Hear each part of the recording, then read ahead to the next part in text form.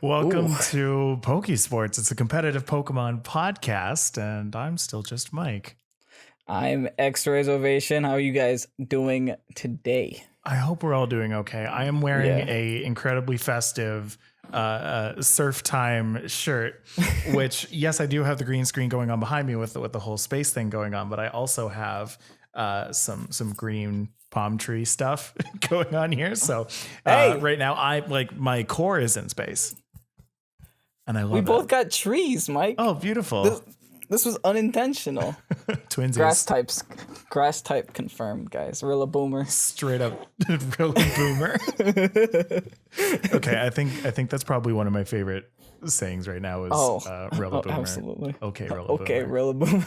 Anyway, what are we here to do today? Kevin, we're We're here. Go ahead. Oh, Tell me. we're here to talk about competitive Pokemon, competitive breeding, and team building. Yes. All in one episode. Today, A lot to tackle today. we are Yeah. going to try our absolute hardest to get through in the next hour all of the subtle intricacies that has to do with basic team building and competitive breeding. Now, it's a lot to get into that I don't know if we're going to be able to get all of done in the next hour, but again, we're gonna take a shot at it. So I love how you use the word basic basic competitive breeding. There's nothing basic yeah, about no, it's complicated this. competitive breeding. Yes. Yeah. Essentially. So Very. today, what we're going to do, we're going to go over the basics. We're going to go over IVs. We're going to go over EVs. If those don't make sense to you right now, then they will by the end of the hour. We're going to be going over team building, and then we're actually going to build a team for me because I don't Yes. have one yet, and I want one. Kevin, you've been doing a little bit of competitive battling so far. How's that been? Absolutely.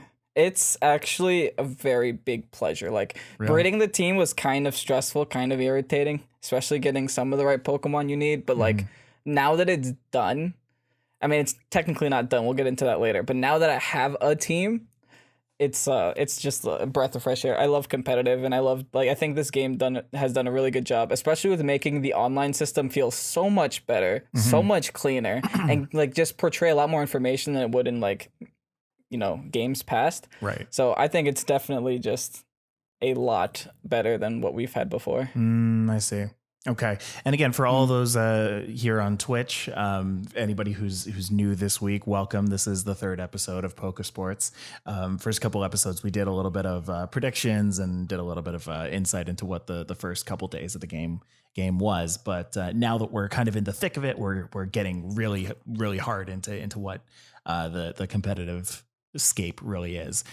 So if you guys would like to ask us any kinds of questions, feel free to do so in the chat by putting a exclamation mark question beforehand. It'll index all of your questions and then we'll answer them at the end of the podcast. But without further ado, I want to get into the meat and the potatoes of what we're going to be doing. Now, the first Thanksgiving dinner. Thanksgiving dinner is what we're doing.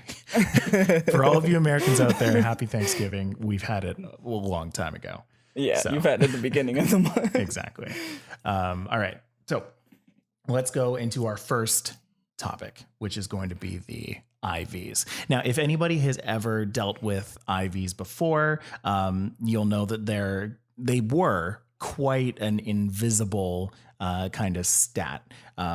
IVs are basically a number from 0 to 31, which increases every single stat. So you'll see on the screen right now, we have HP, attack, defense, special attack, special defense, speed. Each of those have their own intricate individual values. Okay, now this is to add a little bit of diversity in the game. It's to add a little bit of variety between two Pokemon, trying to make it so that no two Pokemon are exactly alike. It used to be a incredibly hidden stat that was only really told to you by like one NPC in the game. Yeah. But now they made it like super Very accessible, global. very global. They're not trying to hide it anymore at all. No. You'll see on the screen right now on the right side of my box. Once you beat the game and do a couple extra things in the battle tower, you'll get access to this screen where you're able to see if a Pokemon's IV is best, it's decent, it's not great, and then at the bottom it says amazing stats or great stats, good stats. what you want for competitive essentially, obviously, is to get all of the best stats for the stats that you're trying to go for. So you'll see in my screen right here that the Rillaboom that is the one that I want to use has best stats in everything except for special attack, because I don't care about that one. Are you trying to say I'm not the one you want to use, Mike? I mean, listen.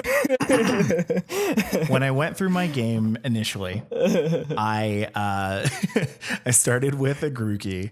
I named it Ovation, and I just went through the game with it. So obviously, I'm not the kind of guy who will like reset until I get like best stats and best natures for everybody.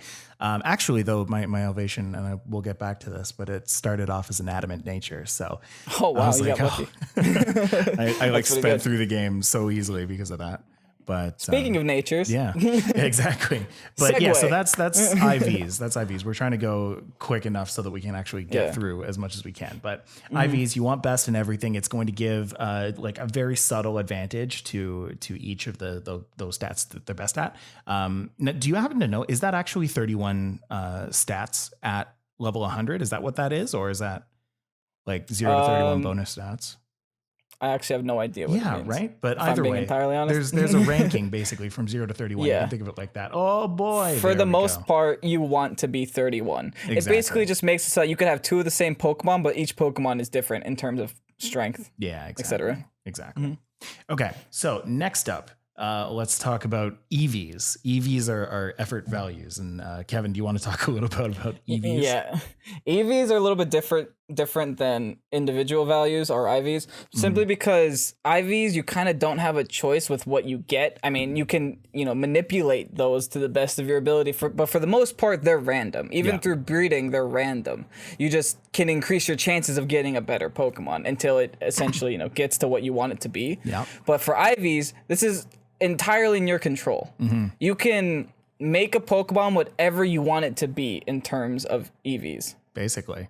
Now in terms of the numbers, you're allowed 510 specific EVs. Now, you can get those in a lot of different ways. The way that the game kind of wants you to get them is they assign a certain stat EV to every single Pokemon that you fight. So you'll notice that by the end of every game, your Pokemon are like, even at the same level, they're like stupidly more powerful than all of the Pokemon that you face against other NPCs.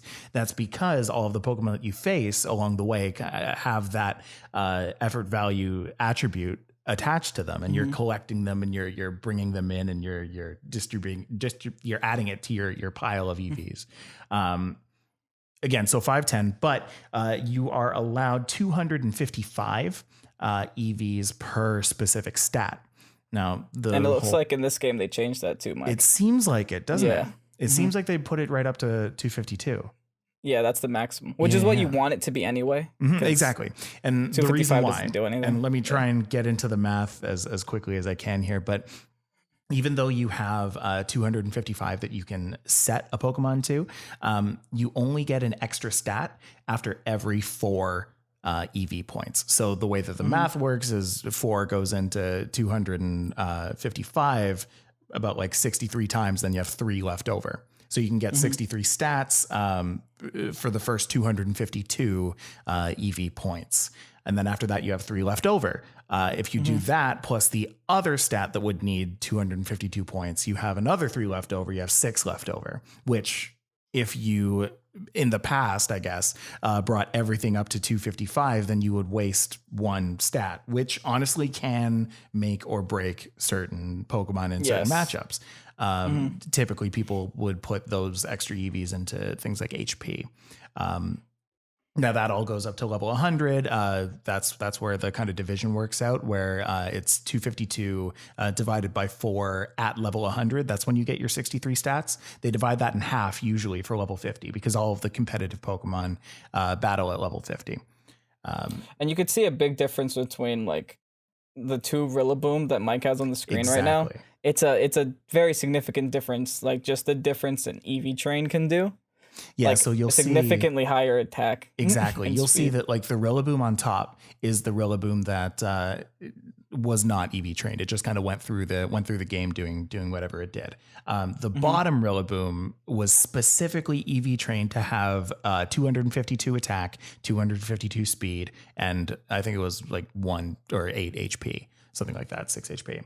Also, if there's anything that we're talking about that you guys want to see on the screen, you're watching this on, or you're listening to this on a podcast platform, we have this on StillJustMike's channel and xRazeOvation's channel. That's right. So you can check those out.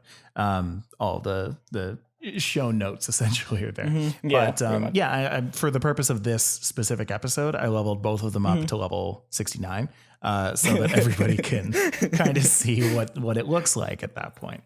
Of course. So you'll see like the Rillaboom has a ton more speed, a ton more attack, and like every other stat is like somewhat close together. So the Rillaboom that just kind of went through the game as normal only has like 6 extra defense than the Rillaboom who was specifically never given any defense EVs.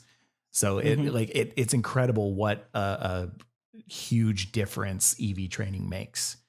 And these two Rillaboom are both adamant nature too, right? Exactly. Yes. Okay. Speaking of natures, please, yeah. Oh my God. Let's get into natures. You are all right, going natures at like a pace that I absolutely love. gotta rush through these. Yeah, now natures. These are, there's a lot of natures in this game, but for the most part, excluding natures that don't do anything, because there's a couple of them that don't do anything. Natures will give a boost to a stat, either attack, special attack, defense, special defense, and speed. No HP is included when it comes to natures. Right. We'll give a boost to a stat while also decreasing another stat. So what this calls for, and usually the most common natures you'll have is like a Pokemon that wants to be fast will run either a Jolly or a Timid nature, because those are give a boost to speed, but a minus to either special attack or attack, respectively. And usually with Pokemon, you kind of do try to specialize in one certain battling style, whether it's physical or special. So that negative to special attack doesn't actually matter if you're a physical attacker, and the negative to attack doesn't matter if you're a special attacker. Now, the way natures work is you're just trying to maximize your Pokemon to the best of their abilities and minimize what they can't do. So the reason why, if you want to be fast and you're trying to use a faster Pokemon to outspeed others, why you would sacrifice your attack is because guess what? Your Pokemon doesn't use the attack if it's a special attacker. Exactly. But you don't want to sacrifice something like defense, because you never know when that defense is going to come in handy. Usually, for the most part, you don't want to sacrifice defense unless you're kind of a mixed attacker. You see, there's 24 total natures or 25 total natures. Only like a handful of them are useful. Yeah, it's true. Because of that reason. But every possible combination of them exists, but you wouldn't want all of those. You just want, like, just your standard. Just looking at this this chart that we have on screen here, I'm seeing things like Sassy, and I'm trying to think about any time that we've ever needed a Pokemon that has increased special defense and decreased speed, or just gentle. Trick Room. Right? That would just be exactly. Yeah, just Trick Room. Anything that kind of decreases speed, specifically usually for Trick Room. But anything that increases things like defense, like you really don't want to be losing your defense in kind of any most cases anyway. Yeah. So here's another thing, right? So when it comes to EVs, when it comes to natures, they kind of play into each other. You do want to, when you're breed for natures, you want to be breeding for IVs. But once you have that Pokemon that has the proper nature, has the proper IVs, the way that you increase your EVs, your effort values, is by adding in supplements.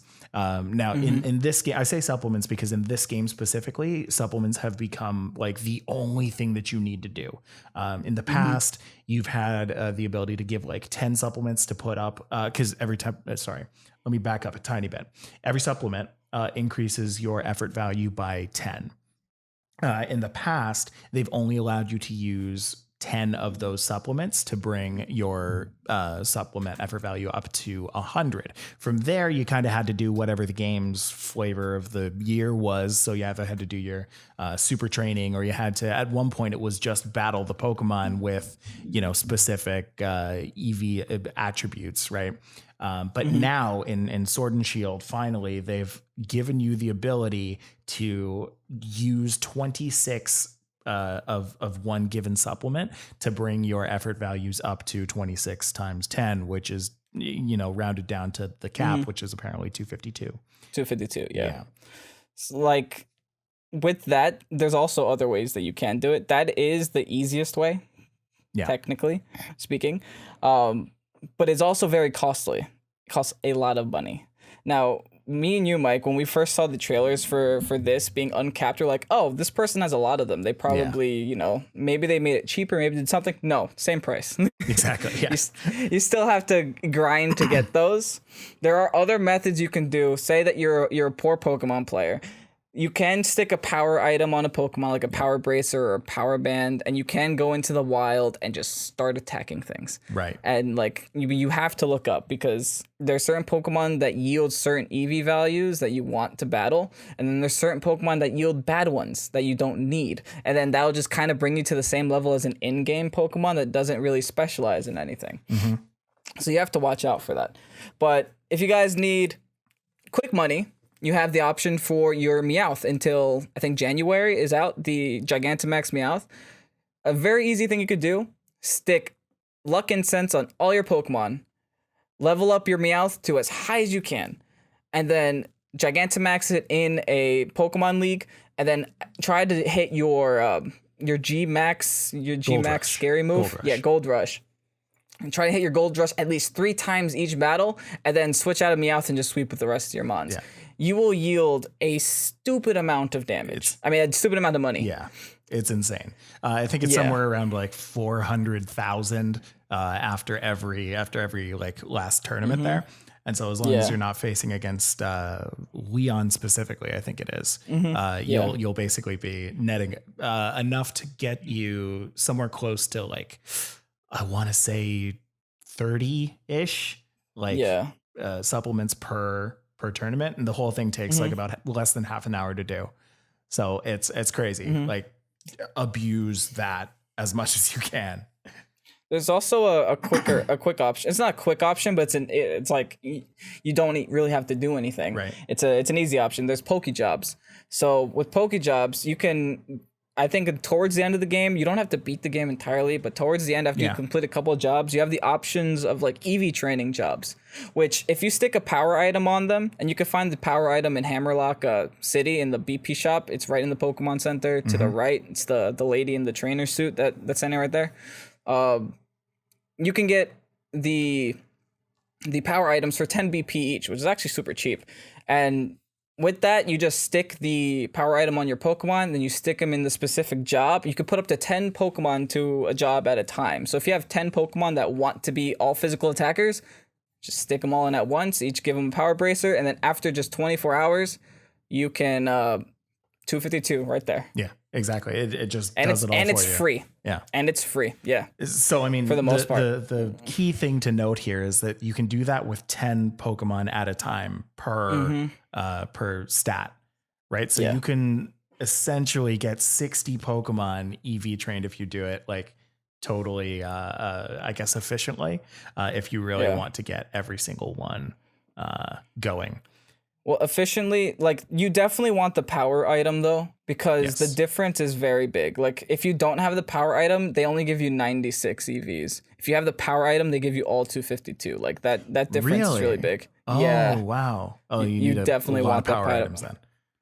But those are cheap. They're 10 BP. That's just a couple of trainers in the So you just do the battle tower. Battle tower a couple times and you're good. Yeah. Okay. It's not too bad. It's free. That's the thing. This is your free option. If you don't have the money to just spam candies. Exactly. Like, so with all that in mind, that's the basic overview of how to get a Pokemon properly IV, EV trained, natured. Obviously, the way that you can get the whole nature thing we're going to talk about in a little bit. Let me just see what there it is. We're going to talk about that in just a little bit. But what I want to do just before we go into the break is just let you guys know that to get your Pokemon to a higher level so that they can actually battle, because I believe you still have to have your Pokemon at level 50. Is that correct, Kevin? I believe so. I haven't tested it, but in the past I've gone against, like that level 1 Aron strat, level 1 Fear Rattata, et cetera, et cetera. So I think, Fear. You still have to, Fear Rattata. Oh my God. It was actually in the game too. I don't know if you've noticed that. Yeah, there's an NPC that uses a Fear strat. I don't know if it's Rattata, but they use Fear. I did notice that. I was like, wait a second, is this guy using Focus Sash Endeavor on me right now? Yep. Oh my God. We should totally do an episode, by the way, of like all of the Mimi strats that have been used in the past. I think that'd be awesome. Yes, that'd be funny. Yeah. So you know what? But I think you have to level up to 50. Yeah. That's the point. I think what we'll do, let's take a little break right now. And then when we come back, let's get a little bit more in depth with how to get your Pokemon up to level 50, how to get your Pokemon properly natured, how to get your Pokemon all ready for battle. And then what I want to do is let's make me a team. Yes. Yeah. Can't wait for that. That's going to be fun. That's like, I can't wait for that specifically. Mm-hmm. Okay. So we will be right back in just a second. Sit tight. Right, bye guys. And we are back. Did you miss us? It went so quickly, that break. We barely got even through one of those songs. Honestly, though, I really like the song that was just playing. If anybody was curious, that's Grape Choice by Tajima How. You can check that out on Spotify. It's really good.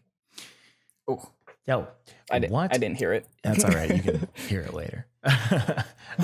So listen, the whole thing about breeding is it's tough.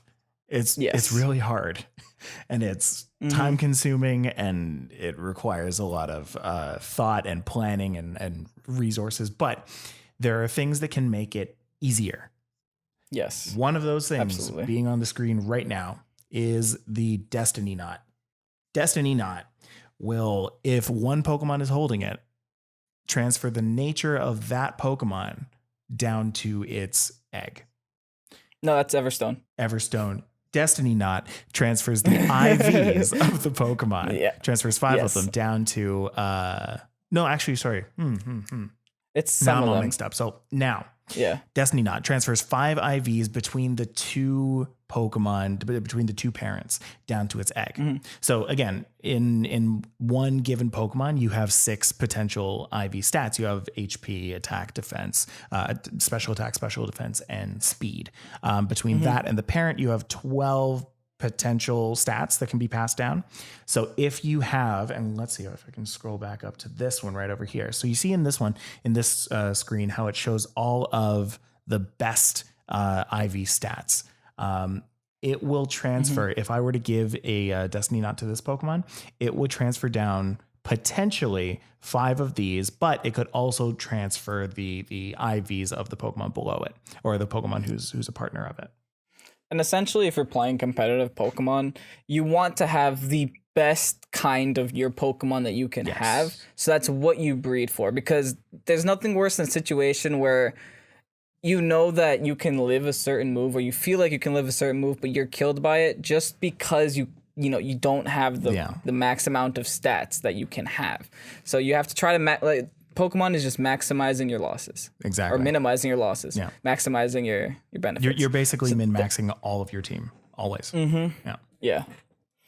Now, with that, there are some scenarios where you actually wouldn't want the best stat, like we said with Trick Room before. Basically, what Trick Room is a move that just reverses the speed tier entirely, so the slower Pokemon end up going first. In that case, you want the least amount of speed possible, so you can min-max that as well. There's also other scenarios that if you want to just make your breeding quicker, if you're a physical attacker, you don't really need special attack. That stat can be whatever you want. It doesn't matter, so you don't really have to breed for it. So I'm sure there's scenarios where you don't need a perfect Pokemon. I'm sure eventually we're going to do an episode on Trick Room, but to kind of to give a general overview.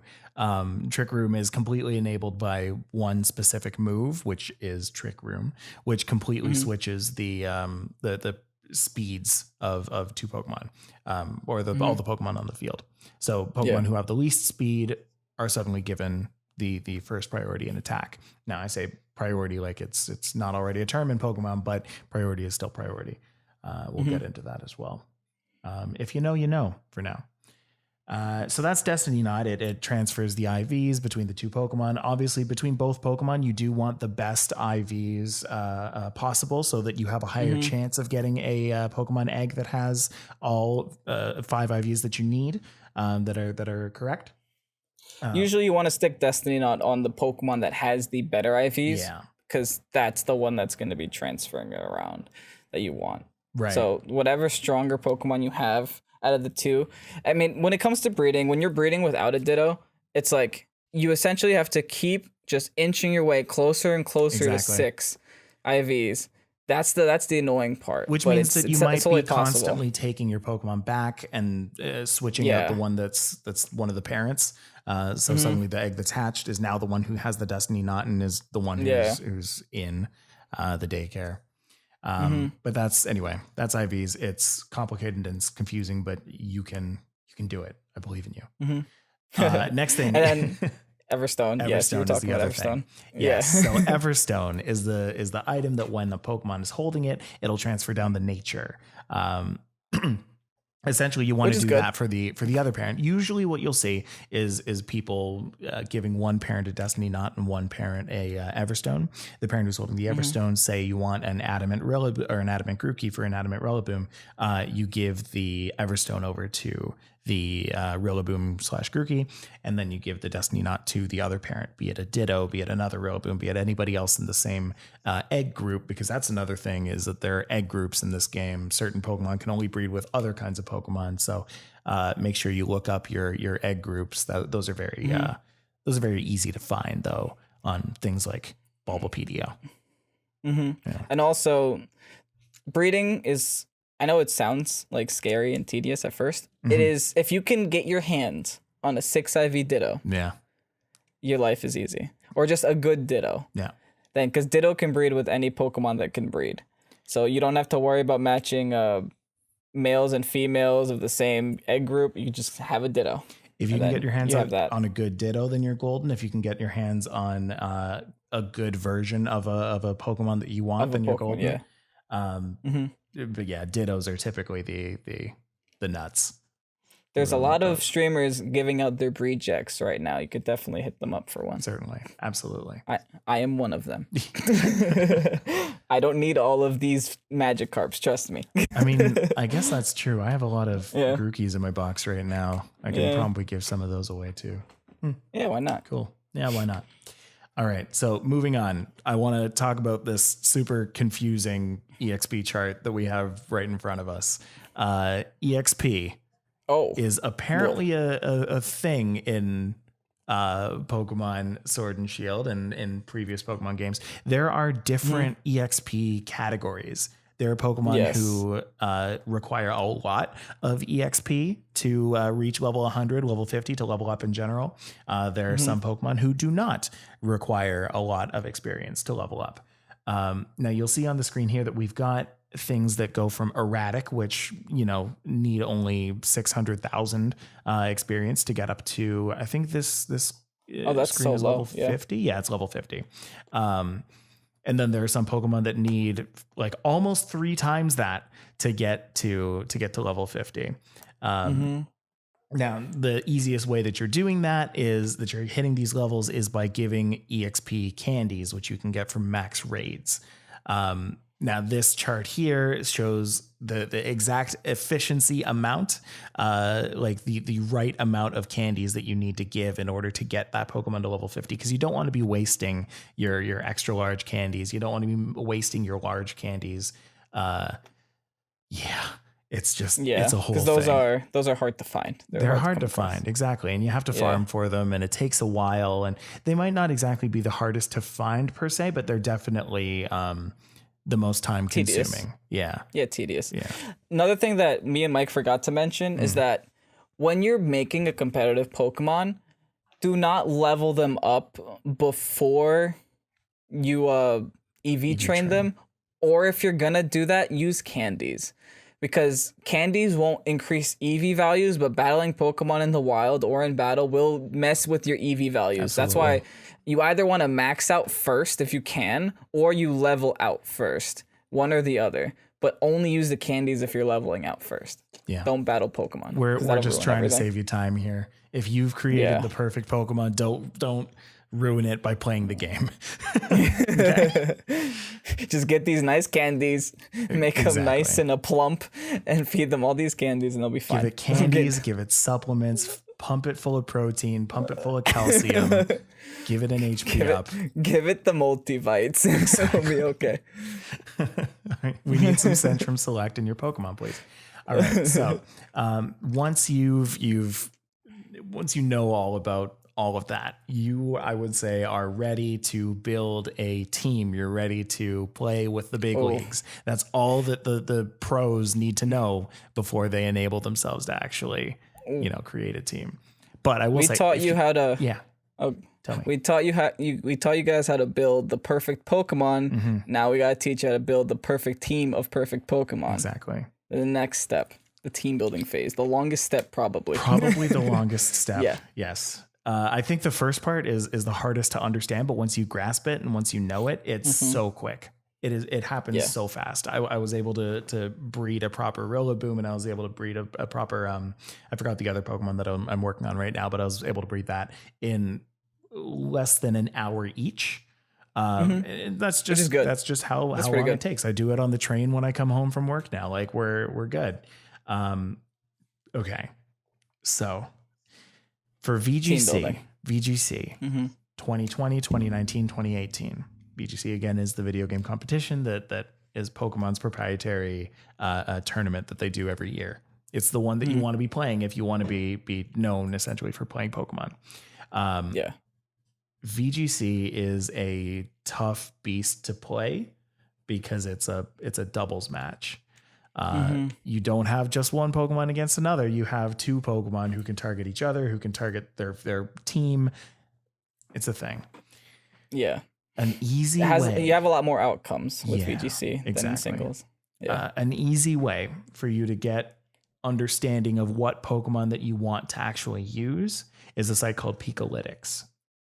If you go to Pikalytics, it will show you on the left side of the screen the percent over time that certain Pokemon have been used in ranked battles. What you'll see right now on this screen is that Dragapult is by far the most used Pokemon in VGC right now. Yeah, this is all bare bones. This is early meta. This the game came out a week ago, but for now, Dragapult seems to be the strongest mon in the game, right? According to the usage. Right. Now, will that change over time? Probably, because I'm already finding ways of defeating this mon. Like it's not the Incineroar of VGC 18 by any means. Right. But it's definitely a very strong mon. There's no doubting that. So you'll see it's a very you can use a lot of different moves on it. It has a very close attack, special attack, and very high speed, like insanely high speed. Like what is this thing doing being that fast? It's actually top 5 in the game of base speed. That's crazy. I think it outspeeds Zamazenta. It outspeeds the legend. It outspeeds a box legendary. Yeah. Box art legendary. Okay, that's fun. Anyway, so Dragapult really big up there. You can build your team off of that.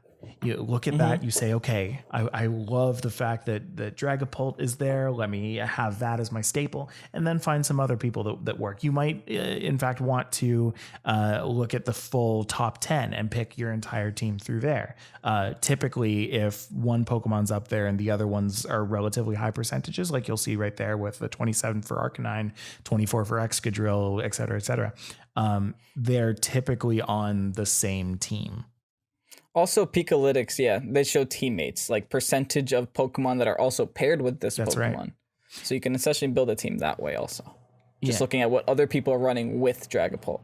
Exactly. So you'll see on the side where it says teammates, it does say Arcanine, Rotom Wash, Corviknight, Yes.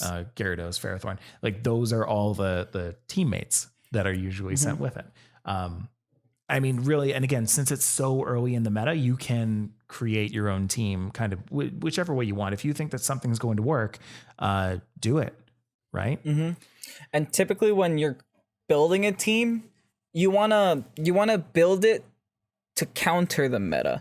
That's always how I've liked building a team. Like, people are playing these mons because they're good, but how about we build a Pokemon that can defeat the good mons, Right. and then your mons suddenly become good, and then that's how you get a meta shift. Like, you don't wanna EV your Pokemon to kill a Clefairy 100% of the time, because you don't see Clefairy that often right now because the hidden ability isn't even available apparently. But so you just have to EV intelligently, like know what the threats are, know how to deal with them, and then once that's down, the game becomes so much easier. Yeah. And I mean, when you say counter the meta, I guess that does make sense. However, I think the more correct statement might be, don't try to necessarily counter specifically that first like line of people, but make sure that you're taking them into account when you're building your team. Like if you have this full team out and you're like, okay, do I get swept by Dragapult right now? Like maybe you want to, put something in that can, and that might be a move, that might be a Pokemon that can deal with Dragapult properly. Yeah, I guess the better term instead of counter would be to tolerate. Yes. Can you tolerate them? Absolutely. Can you make it so that they're not oppressive? Like, you don't have to defeat them in one hit or two. Right. But if you can just nullify what makes them so good, like if you can, take away their ability somehow, if you can, just switch into a Pokemon that they can't touch, because now there's no hidden powers. Yeah. So if you don't have coverage moves, you don't have coverage moves. You can't just give them an extra move slot that can, one-shot your Pokemon just because it's 4 times effective. You can't stick a hidden power ground on a Sylveon just to kill a Toxtricity anymore. You have to find other methods. But that's interesting to me too, that they removed hidden power. So again, for those of you who are new to the game, hidden power was a move that you could put on any single Pokemon, and based on the IVs of that Pokemon, hidden power would be a certain type. So you could give things like, as Kevin mentioned, Sylveon a hidden power ground based on the IVs that it was, so that it could deal with poison types. And at that time, it was you were using hidden power ground to tackle things like Salazzle. You were able to counter. Heatran. Yes, was a big one. Too. Yeah, exactly. Fairies can't touch a Heatran, but you can go for hidden power ground and get rid of Heatran. Well, I mean, even now, the only way that Sylveon would be able to deal with Heatran is if Heatran just wasn't in the Pokedex. And I mean, luckily. I know I said I wouldn't talk about my competitive experience, Mike, but I have a quick story. Just speaking on this in general. Go ahead. There are new moves in this game that Pokemon can learn that, you'd never expect these Pokemon to learn, and every day I'm learning about new moves that were added to old Pokemon. Today I was going against a Sylveon, and I had a Ferrothorn on the field. I was like, okay, Sylveon can't touch me. I'm fine. It went for Mystic Fire. Yes, I did see that recently, actually. Yeah. And I was like, what? So as you can see, they removed hidden powers, but they also gave Pokemon coverage, new moves. They gave them more coverage. Like, another example, just since we're on the topic of coverage, is on my team. We'll see my team later on. I have a Gyarados with Power Whip, just because, I went against a Barraskewda who kept his Barraskewda in. He was like, oh, Gyarados can't touch me, because typically the old Gyarados set would run D-Dance, Protect, Waterfall, Earthquake. You can't touch water types. Right? So water types just stay in against you. They don't care. He stayed in. I went for Power Whip. I O-code him. So that's just like a scenario where, like, these surprise factors are very important. And yeah, that's a thing that couldn't happen before that is now happening. A lot of fighting types are getting close combat now. Like Conkeldurr gets close combat. Yeah. Scrafty gets close combat right now. I went against the White Herb Scrafty today. Yeah. You go for white close herbs combat, you pop the crafting. white herb, yeah, and then you get your defenses back. And then you get the Moxie boost, right?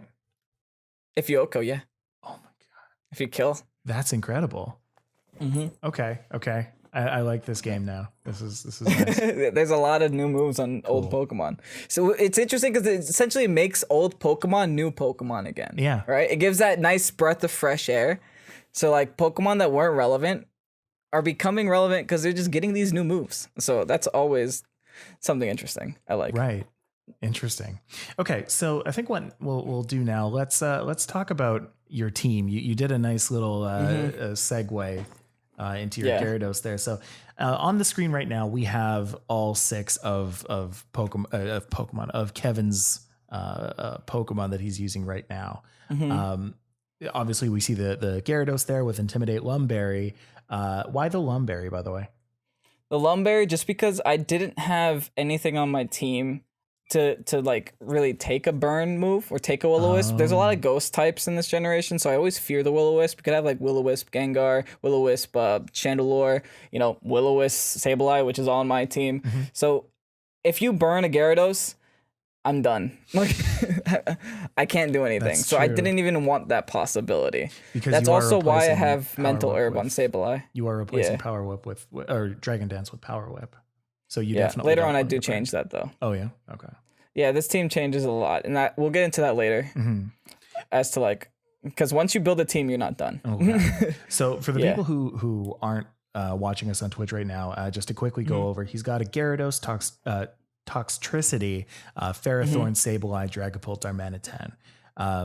Some of the more highlightable things, Toxtricity, Punk Rock, Throat Spray is the item that the Toxtricity is running. Now, can you tell me a little bit about what Throat Spray does again? That's a new item to this gen. Yes, Throat Spray, what it does is that every time you use a sound-based move, it increases your special attack by 1, but it breaks after 1 use. So it's essentially a free +1.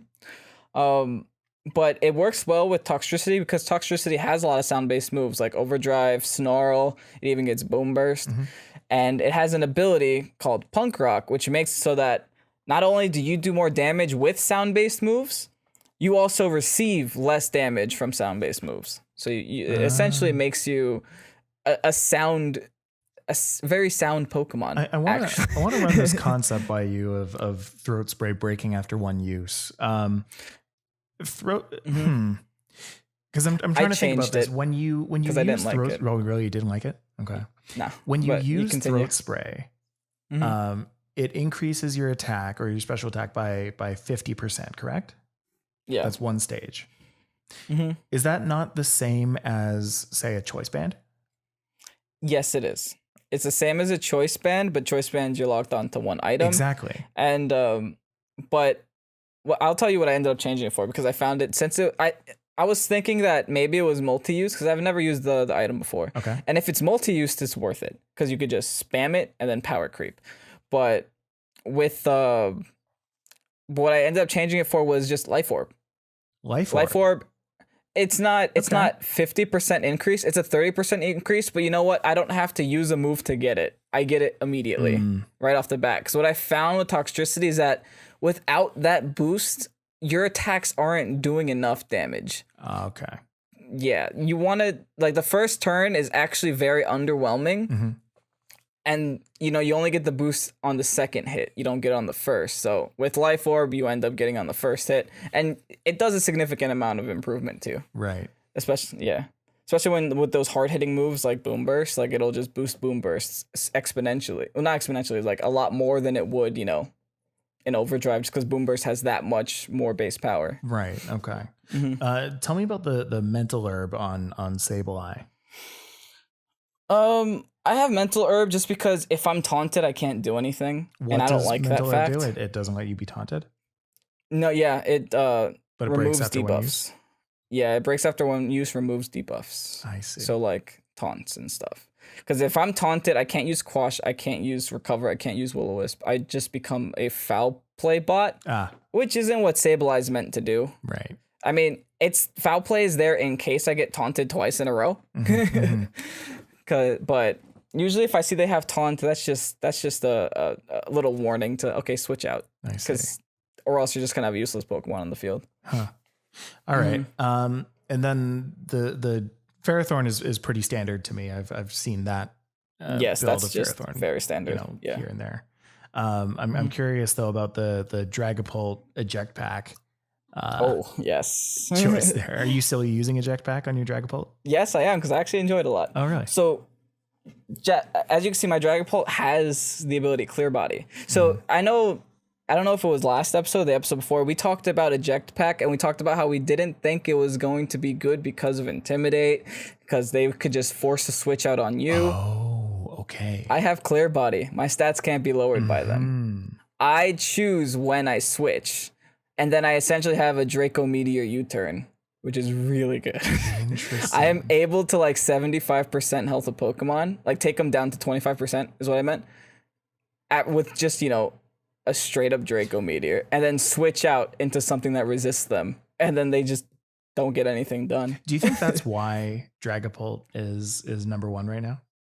I haven't even seen another eject pack. I've been seeing Life Orb. I've been seeing Specs. I saw most of them go for D-Max though. It's a big D-Maxer. And if I ever want to hit a dragon but not switch out, I'll D-Max. I will. I see. Yeah. But it is, a good idea to have a Pokemon that can function both as a D-Maxer and a not D-Maxer. Okay. Yeah, and Clear Body is just such a good ability for it. And then, especially if you're running physical. If you're running physical, then you don't even care about Intimidates. Right. And I know you've been interested in Darmanitan's guerrilla tactics. Darmanitan is so good, Mike. Okay. Is it? Or is this just the meme? What's happening here? No, Mike. Darmanitan is so good because Guerrilla Tactics gives you a free choice band. It's essentially a choice band in an ability. So what I did, my big brain, I gave it another choice band on top of it. That sounds like a big brain play. That's exactly. What exactly does Guerrilla Tactics do again? Just for everybody else who doesn't know? It's choice band. So you get a 50% boost to all of your attacks, but you can only use one attack. Oh, really? Your ability will is lock choice you in. band. Oh, it is choice band. Wow. So you might as well run a choice item. And they do stack? I gave it they stack. That's insane. So is your U-turn you could doing also run insane damage or? Oh, I'll even tell you. It happened today. I was going against the Scorch, which is a bug and fire type Pokemon, right? I went for U-turn. I brought him down to 25. On a quad resisted? That's quad resisted, right? Or am I going crazy? I know it's at least resisted. Yeah, it's resisted. I don't think bug is weak to resistant to bug. But that's a non-stab U-turn. Yeah. That's crazy. I know maybe his defenses aren't the highest in the game, but I got rid of that Mon just with a U-turn, and I'm able to switch. This team is very pivot heavy, if you notice. Yeah. What pivot means is basically you get to hit something and leave. So as you can see with my Dragapult jetpack, I get to hit something with Draco, leave. I have a choice band. I have the U-turn option. More times than not, especially when I see Trick Room, I love going for U-turn. Because usually Trick Roomers are psychic types for the most part. A lot of them are. Yeah. And, choice banded Guerrilla Tactics U-turn is able to OHKO most of them. It's ridiculous. Huh. Okay. Interesting. And so that team code at the bottom there, what can people do with that? You can actually go into the VS location, which is where all the ranked battles happen, and you can import this code and use my team for free. Really? Without breeding, without doing anything. Yeah, just use the team. You got my team code. I made it public. Yeah. That's incredible. Anybody can. That's incredible. By the way, I know we usually save our questions until the end, but one Shade Ravenfell has mentioned that FYI, a streamer is currently using this team, a streamer by the name of Mastermark VGC. So, I mean, could be yours. Interesting. I know. Shade actually sent him over my code so that he could use my team. Yeah, and he's having a lot of success with it too. So that kind of made me feel good. Yeah. That another person's actually finding success with something I built literally at work. From the top of my head. what a huge opportunity for people who don't have the time to breed, but want to spend the time to actually, compete or play. They get to just use other people's teams or use teams that, by people who just want to put things together and just play. Yeah. I love that. I don't know if you're able to bring them into competition. I highly doubt you are actually. Probably. But You you know, probably if have you're to just use trying to climb the ladder, you can climb to the top of the ladder just by using rental teams. Right. Yeah, That's incredible. it's really good. Yeah. I wonder if that's actually gonna mean anything though. If being at the top of the ladder is going to mean anything when you go to VGC events or things like that. I mean, it might. Maybe they'll. I mean, maybe they'll only allow people at the top. Well, That might be a thing. there you go. But I don't think it'll be a thing this generation because usually they want to be open to everybody attending. But if they Right. wanted to make it more competitive, there's a way to do it. Because I have experience like with VGC competitions in the past where like I don't know, my first teammate or my second teammate is almost always using an in-game team. Like I swear, Oh. you'll see some funky Pokemon, and so like you get 2 free easy wins. So like I get it, it's fun. It's a group activity. You can go if you want. You can bring any Pokemon you want. Yeah. You could do it as long as you abide by the rules. It's fine. But yeah, if they wanted to make it like a competitive scene, then technically you don't invite everyone. But that's so un-Pokemon, you know. Right. Pokemon is supposed to be E for everybody, so it's a weird gray area, but Okay. So with all that said, with your team here and advertise for everybody. And by the way, anybody who wants to use the team that we've just been talking about who isn't listening on Twitch, feel free to go to StillJustMike or xRazeOvation's YouTube channel, and you'll be able to find that at this time. Okay, so the last thing, let's build me a team. All yes, right. Mike. The way so that I do excited. it and the way that a lot of people do it is by going to maryland.com/tools/team-builder. On that site, on that page, you can input 6 different Pokemon and see the defensive coverage of all of those Pokemon. From there, you can actually go into the game and start putting together your team and start breeding and doing all the stuff that we've been talking about. So what we're going to do, I'm going to hope that this still works and that I didn't mess anything up. Yes, good. So I'm going to go over to this page. We're going to go into Team Builder, and boom. Now we have our team builder. Essentially what I want to do, I want to build a team that focuses on specifically coverage. I already have a Rillaboom, so I'm going to start by inputting Rillaboom into my thing. And as you can see down here, when I do it, there it is. It puts in all of the 2 times 1.5, the weaknesses and the resistances of that Pokemon, and it'll do that and it'll add it up for every single Pokemon that I add after this.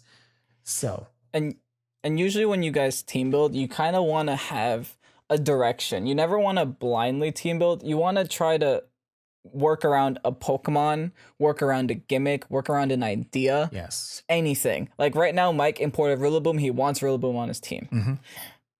So we're working around Rillaboom. We have a direction. It's not like we're blindly going to be like, okay, let me just copy and paste the top 6 usages and then throw it on the team, because they might not all work well together. Right. Because there's a such, 'cause what if the top 6 are all water types? exactly. Then you're just in a situation where electricity, you're all dead. Like, But I mean, for me right now, I don't want to look at Picolytics so much because I want to make my own little boy. And by this point next week, I should be able to say, okay, these are the things that worked with my team. These are the things that didn't work. And then I adjusted my Pokemon accordingly. Because the whole thing about having such a variety of Pokemon, and you know, the whole issue with Dexit that some people have is that like you can just think by playing the game, oh, well, I wish I had coverage for this kind of attack, or I wish that this Pokemon was more specially defensive. Because in most cases, there is a more specially defensive version of the Pokemon that you're using, or, you know, what have you, a Pokemon with different stats. But I digress. I want to build a team.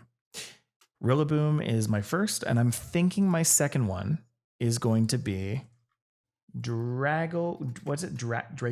Oh my god, you're picking a monster. Yes, sir. Yes, sir. Dracovish with water jeez. absorb. Now, the reason that it gives you the option to put in water absorb in this team input is because essentially by having water absorb, you create a water resistance, and it'll reflect that. You might want strong jaw, Mike.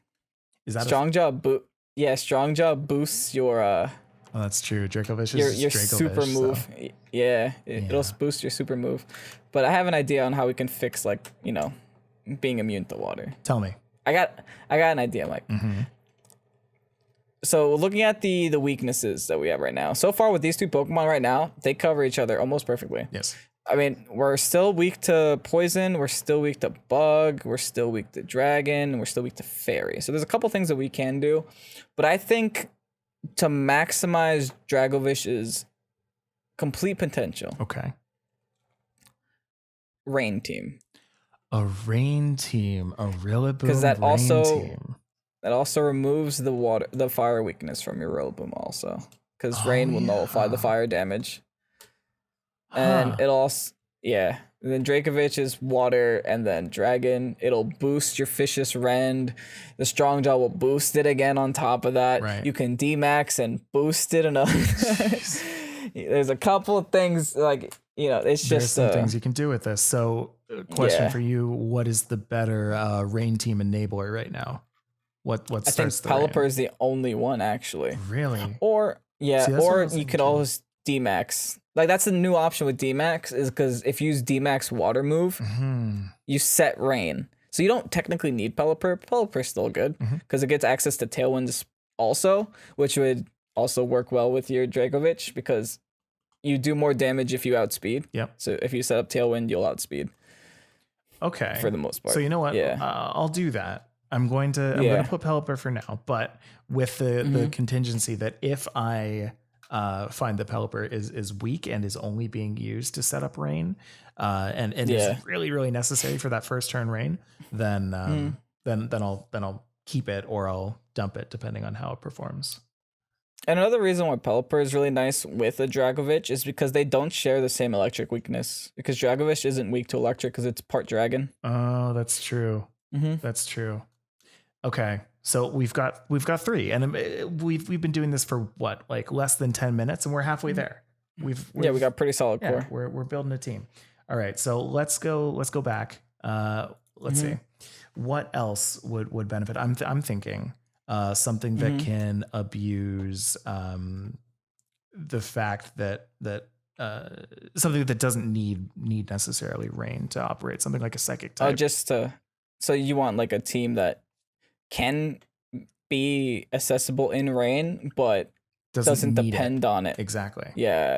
Exactly. Okay. So you said a psychic type? I'm thinking maybe a psychic type so that I can get. Because usually with Pokemon, there are cores, right? They're a group of 3 Pokemon that can cover each other's weaknesses very well. There's a Grass, Water, Fire core. There's a Dragon, Fairy, Steel core. There's also a Dark, Psychic, and Fighting core that they cover each other's weaknesses very well. So then, with the situation of rain, we wouldn't want a fire on a rain team. Right. It doesn't. Yeah. So that core is out the window. You don't want things that don't benefit from each other. Yeah. You weaken your own fire moves. And you also increase the damage dealt to you by water moves. Like it just doesn't fit there. It doesn't make sense. You're working against yourself at that point. But you said psychic types. Now, now with all that in mind, does psychic actually make sense in this situation? I mean, the team is still very bare bones right now. You can kind of see what can go well in there. I mean, strong psychic types right now. I know a couple people are using Indeedee because it sets up psychic terrain. I don't know if you want psychic terrain on this team. It'll prevent you from getting prioritized. So like you can't get fake outed, you can't get flinched.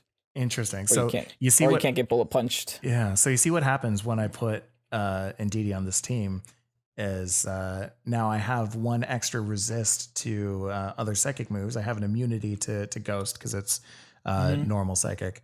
And I have a 2 times weakness to dark. It's looking like my total weaknesses to bug is getting pretty high. Yeah. But I mean, There's still a couple of weaknesses that you don't have a resistance for. Right. Like you got a couple ones in there. Well, actually, thinking about that though, with such a big bug weakness, I'm thinking, okay, does that mean I need to put a rock in? But with that being said, water moves are boosted. So would it make sense to put something like a rock water, like a dreadnought in this team? Dreadnought would be neutral to it, I think. I think it also gets access to Swift Swim. I could be wrong, but I think Strong Jaw is still better. I honestly think your team, all the problems, all the resistances that I see right now can be resolved by a Steel type. Really? Okay. Yeah. So I see it. Off the top of my head, I'm thinking about the original Sword and Shield Aegislash. Okay, let's try that. Aegislash. And Steel is also nice to have on a rain team because we know reduces fire moves. So that's one less weakness you have to worry about. Of course. So with Aegislash on the team, now I have my normal immunity. I've got fighting poison. Look at all those resistances that you have now. Resistances I just got. Because all of you my just have to worry about dark types. Rain. Yeah. Huh. Now, Aegislash is a nice Pokemon to add. Yeah, really. If you're thinking about another Steel type, Bisharp's a good one too. It'll take care of that dark weakness, but it'll increase a fighting weakness. That's true. That'll open up. Honestly, I think I kind of like Aegislash a little bit better. Just better than Bisharp. I'm still not 100% on Indeedee though. Right. Indeedee's just there as placeholder. Yeah. I don't think it's 100% necessary. Yeah, and we might not keep it by the end of this. I just want to kind of slap down 6 and then see where the problems lie. So one more Pokemon. Let's think about the coverages that we have right now. Right now, I'm not seeing a great resistance to dark, as you said. Electric, ice is another one. Poison's another one. So what should we do? Would it be nice to put something in that can abuse thunder? It's difficult to. I mean, I see the biggest problem is the dark mainly, but abusing thunder is nice too. Like an electric user is always good on a rain team. What's something that can deal with dark and also electric? Abuse thunder. That's a tough one. I can think of one actually. A Galvantula. Oh yeah. Gets thunder, gets bug buzz. That's not very like you don't see that a lot in VGC, but in this scenario it might actually work. Galvantula does deal a lot of damage. Huh. Okay, let's try that. Galvantula. Yeah, let's stick Galvantula. You can toss is Sticky Web used in VGC? Oh, look at what just happened. But I think maybe if you replaced Indeedee with something like a Heliolisk or like something that's also normal type. Wait a second, and electric type gets dry skin. Which will work well in rain. Okay, let's try that. Oh, and now the chart's looking a little bit cleaner. Yeah. Wait, but did I not select? I didn't. Now I did. Oh, that increases the fire weakness. Oh, because of the dry skin. Yeah, dry skin. But it doesn't matter because you're in rain, so it'll nullify.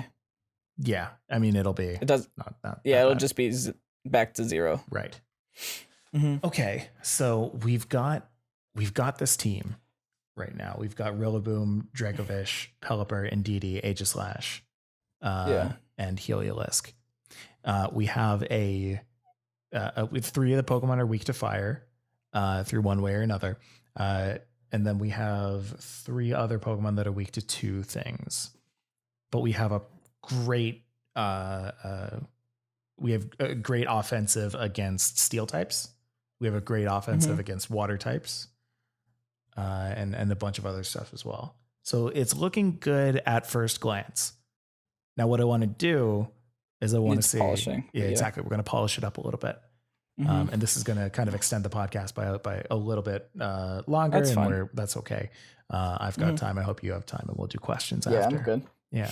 So the first thing I want to think about, and I want to kind of put into other people's heads, is what kind of builds like not specifically moves, but let's go just basic physically offensive versus specially offensive.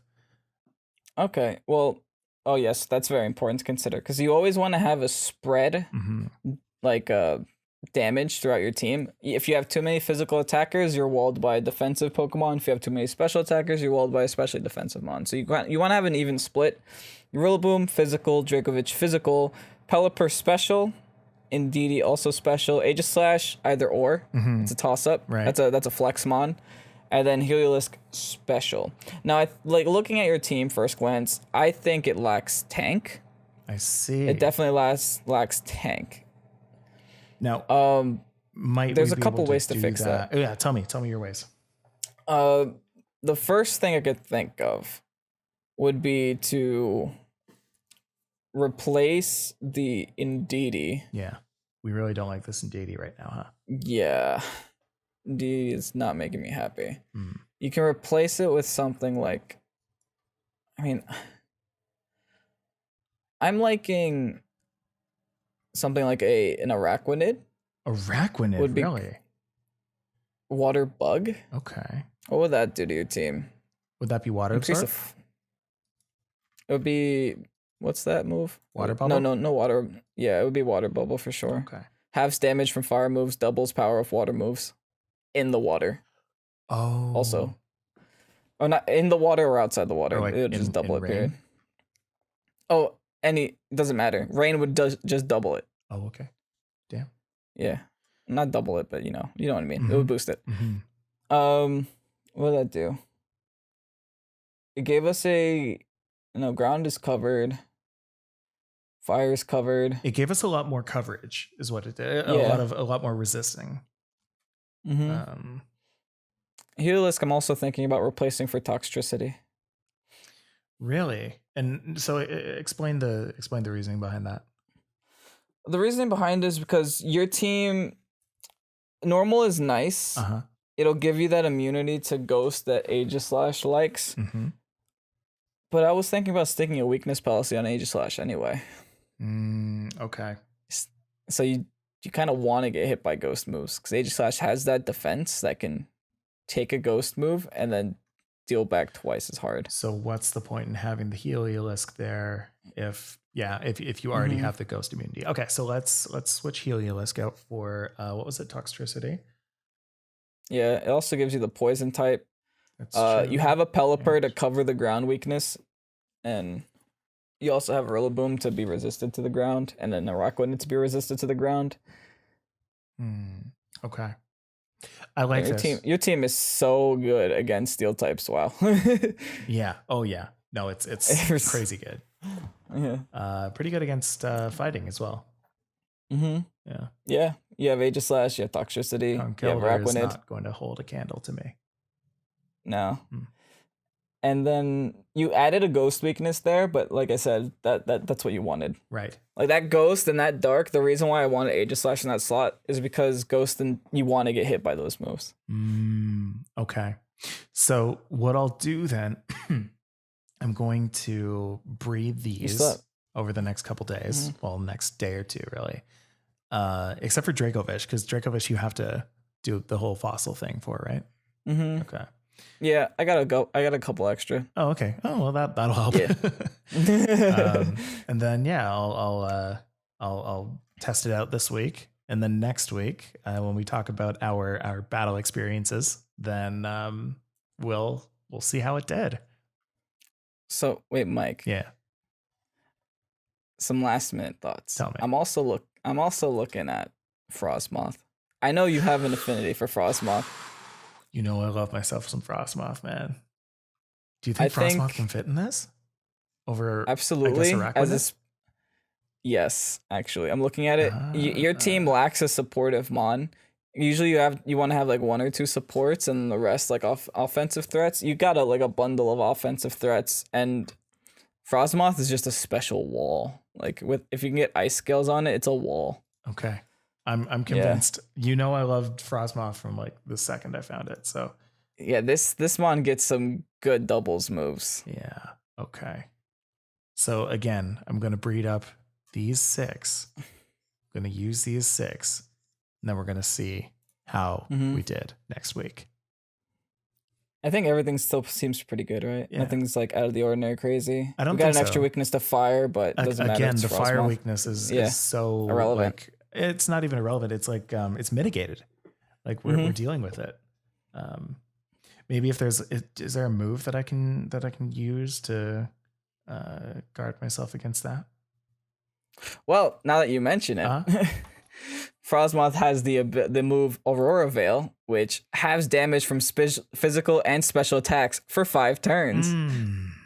Okay. It's like a light screen or a reflect. It's on the whole side of the field on your side. Interesting. Okay. Yep. Okay, this is gonna be fun. Both of them put together. Yeah, it's reflect and light screen put together into one move. Sounds good. And also gets wide guard and tailwind. It's a good Pokemon now that I'm looking at it. It's a pretty good Pokemon. Okay. It's a pretty good one. So next week we'll be using that. Okay. Yeah. So last thing before we go, Kevin, do you want to talk a little bit about what you can do after you've built a team? So as you guys just witnessed here, we got a team built for Mike. So now what Mike has to do is obviously make the team.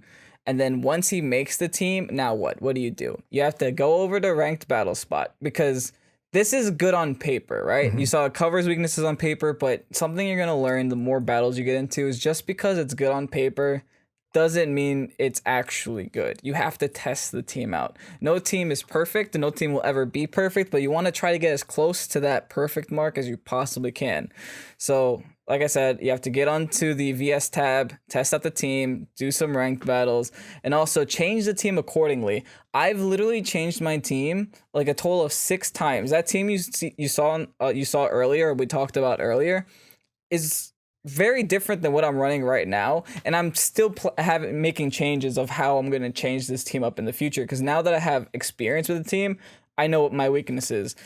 For instance, something I even did earlier, and I ended up switching, is that I was getting walled by Tyranitar, so I decided to stick a fighting move on my Ferrothorn just to deal with Tyranitar. Then I came across a situation where, I really needed Leech Seed, so I switched Leech Seed back onto my Pokemon, removing that fighting move, just because I saw more situations to using Leech Seed would benefit me than using the Body Press.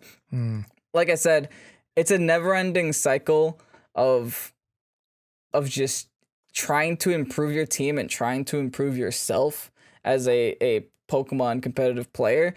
But that's what makes it fresh. That's what keeps it exciting. And like I said, the meta is always changing as well. So Pokemon that you have trouble going against now, you're not always going to go against them. But for the most part, you want to try to reach that pinnacle of perfect. And if you make it so that you change your Pokemon multiple times, nothing's working for you, etc., it might, and you feel like it's your fault, it might not even be you. It could just be time for a new team. I know that sounds stressful, but sometimes a fresh start is like the best mental boost you can have. That's true. And this game does kind of make that a little easier to kind of start over.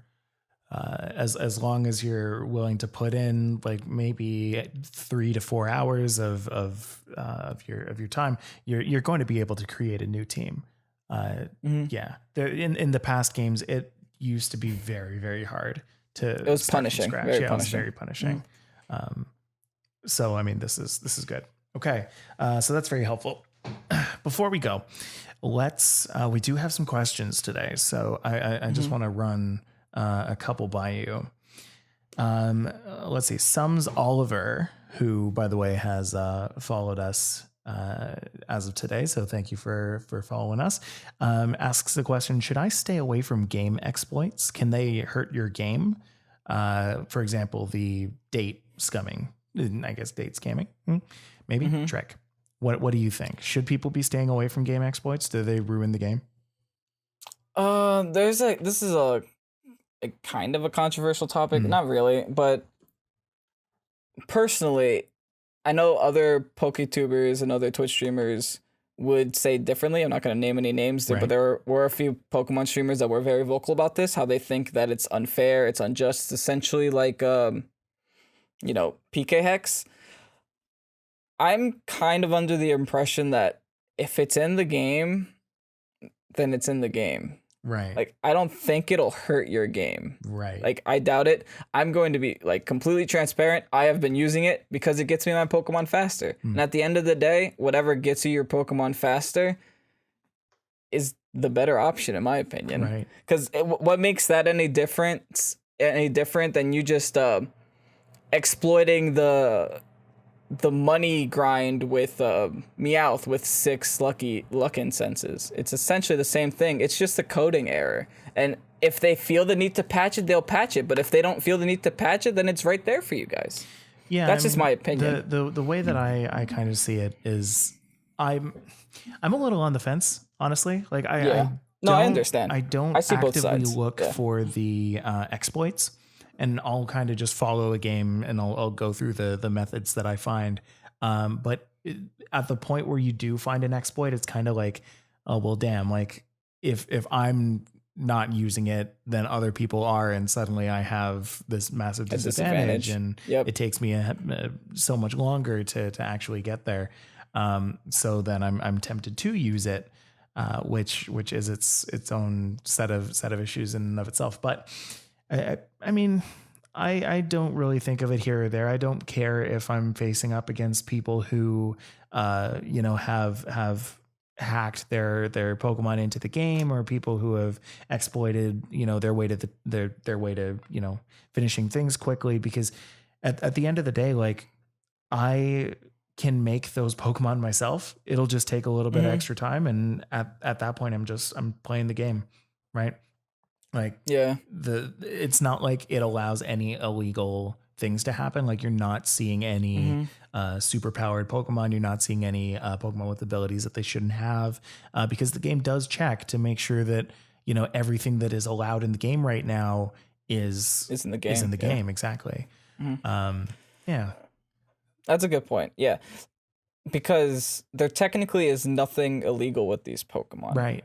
They're just done faster because, time slots permitted for it, or like, a crack in the code permitted for it. But they're all still 100% legal. You would encounter these Pokemon the same way you would encounter any other Pokemon, whether it's today or tomorrow. It's like the difference of, one day, probably. I liken it. You'd still encounter them. I liken it to people who got the game early. People who, had the Japanese eShop or the Australian eShop and got it a day earlier. The people who got their reviewer copy and were able to just play it like a week before everybody else. Like, it's just time, right? Like, you enjoy the process however you enjoy the process, and then when you're ready to battle, then let's battle. I think that's kind of the easiest way that I can kind of sum all that up. I mean, and also, people can argue that it's not fair, but this is something that's also available to everyone, right? Like, anybody can do this. It's not like, oh, you need to buy this external program or this external dongle in order to get these mons. Right. Like, no, this is in the game. It's free. It's there. Yeah, exactly. Okay, so just before we go, a couple of comments that I want to highlight out of what was said in today's stream. Shade Ravenfell was fantastic in the stream, talking about lots of different things, especially the VGC guy. He was mentioning, or they were mentioning a lot, to start with a Whimsicott. I loved Whimsicott in that's a good one X to start and Y. And I thought about using a Whimsicott, but I didn't want to double up on my grass with Rillaboom. So if I do end up replacing my Rillaboom, Whimsicott's probably going to go through my mind. I don't know if that'll actually work, but I'm going to have to figure that out. But definitely want to have Whimsicott in some kind of team in the future. I think that'd be cool. Yeah, Whimsicott's really good, actually. And then Ryan, frequenter in the chat, says, don't forget Aurora Veil requires Hail to be up to use. So, Rip. I mean... Well, it has other moves. It has a Wide Guard. Yeah, exactly. It has Helping Hand. It has a lot of other moves. Yeah. Aurora Veil was just a thought. Yeah, no, exactly. Good to keep in mind. All right, so with that, we are going to end this week's episode of Pokésports. Thank you guys so much for coming. Thank you guys so much for listening. And next week, we're going to be some battle hardened veterans of Yes. of the battle spot. I know Kevin's already been kind of diving into it, but finally I couldn't help myself. I get to as well. So Kevin, you got anything left to say? No, I think we pretty much covered it all. Just check us out on our respective YouTube channels. xRazeOvation here, StillJustMike there. We post this every Wednesday at 5 p.m. on those channels, and we stream this every Sundays at 9 p.m. here on StillJustMike's Twitch for now. Yep. So that's pretty much it. I think we have Twitters, we have Instagrams. We might think about moving this over to its own Twitch channel. It feels right, you know. So. Yeah, me and Mike were both saying, you know what, we'll just wait until it like, you know, gets somewhere first. Because if it's still young, it's a young podcast, obviously. It's going to lack in viewership. And seeing this viewer jump from last week to this week, it's definitely, you know, hyping me up. Yeah, inspiring us. So thank you guys so much. I'm particularly your eyes are important. Yeah. Yeah, absolutely. Your eyes are very important to us. So if you can give us your eyes. Game Freak, I don't know why you're not watching it yet. We could have told you that there's this exploit in your game that you should be fixing. That's true. Okay. And with that, I'm going to end things here. I've been StillJustMike, and that's xRazeOvation. We will see you next week.